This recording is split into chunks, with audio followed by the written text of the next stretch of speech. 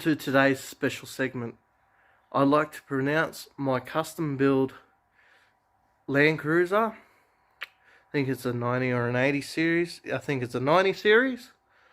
I built this from scratch, and all these parts are from WPLC or WPL Group, which does a lot of Chinese remakes of actual full drives, drift cars, stuff like that. So go check them out. They're on eBay. Very cheap, very easy. This chassis that I've got started out from a Jeep Cherokee Ute build, and now it is currently a new Land Cruiser. Let's have a look. So this is it. Not bad lift either. It's nice and beautiful design. The lights do work. I've only got 2 bulbs in the driver lights. Just need to put a couple in here, change it out a little bit, which the good thing about WPLC vehicles, you can actually do a lot of stuff to them, which is good. That's the whole truck there. And when it runs, I've currently got it charging up, so we can give it a quick run. But I'd recommend this to anyone who's just starting out in the four-wheel drive industry. For RC, of course.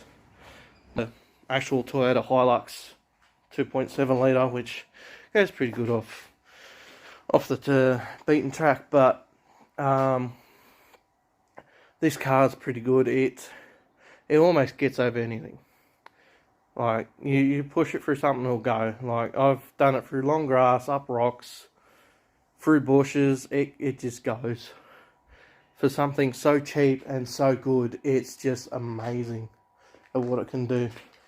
The only bad things that happen is, obviously, if you've got little kids around, and they just run around like my 3-year-old does, when I'm sometimes driving it tends to, it's not, like, it puts up with a fair bit of weight, just not as much as a child, of course.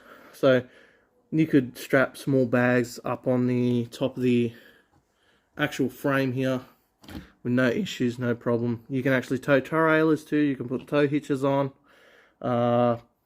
This is just the basic model at the moment, but with customizable options, you can do a full frame, metal suspension system, metal diff casings, everything CNC machined. This is just to get you started in, and you can get a bigger motor with two gear drivetrain. Yeah, so it's quite a heavily modifiable RC car, which is good. Because I know with my Hyper VS, as you probably see it in the second video, there's not much you can change in them other than motors, batteries, and suspension. But you can't change the look, other than if you get a different case. But you can't change the whole layout. Like with these, there's a army truck version with tank tracks. You can actually put that on this current vehicle. So that's a good thing. Like, you can actually change everything out, whatever you want. If you want to run in snow, just put tank tracks on, or snow tires. You can run road tires. What else we got? They also do skis on the front and snow tires in the rear. Do a few sand tires as well. But everything, yeah, it is cheap. Don't get me wrong. Like, the shell's really hard plastic, but when it comes to the add-ons like the mirrors, the wiper blades, and racks, it's not as visually, as you can see, it's very, very, very flexible, which is not too bad, I guess. But when it comes to a hard shell, it's pretty hard casted, which is good.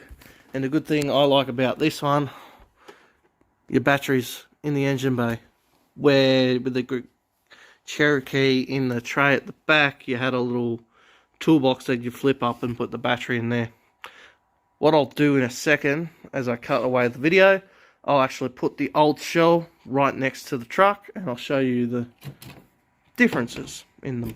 See you in a second. This is it. This is our comparison. Same colour, similar. The Land Cruiser is a bit more cream than gloss white, but it wasn't too bad.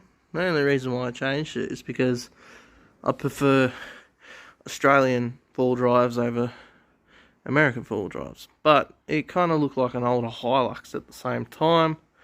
Just not 100% sure on the front, but the rear kind of looked like a Hilux a bit. But I changed it over to the good old Land Cruiser because nothing lets you down on a Land Cruiser. And the good thing about this, you can also buy a winch for the front. It sits in that little hole. But that's the underneath. Quite simple. Quite easy. That's the motor. It spins both axles, front and rear. And that's it on today's special. It's a bit windy today and looks like it's going to rain in about 10 minutes, so I won't drive it today. You'll see that another day. Probably when we make our trailer for the page. So I'll see you then. But thanks for having a look at this featured video. This is it for the week. And I'll see you next weekend. If not, I'll see you sometime during the week. Mostly uploads are going to probably be weekends and maybe Wednesdays or Thursdays, just depending on the mood and if we're still in COVID. So I'll the next project is my rear-wheel drive Bulldog. It's got an issue with its servo, which I have here. I'm going to try and fix the servo and then fix the car so we can do some drifts. So enjoy that one, and I'll see you in the next one. Peace, guys. See you in the next.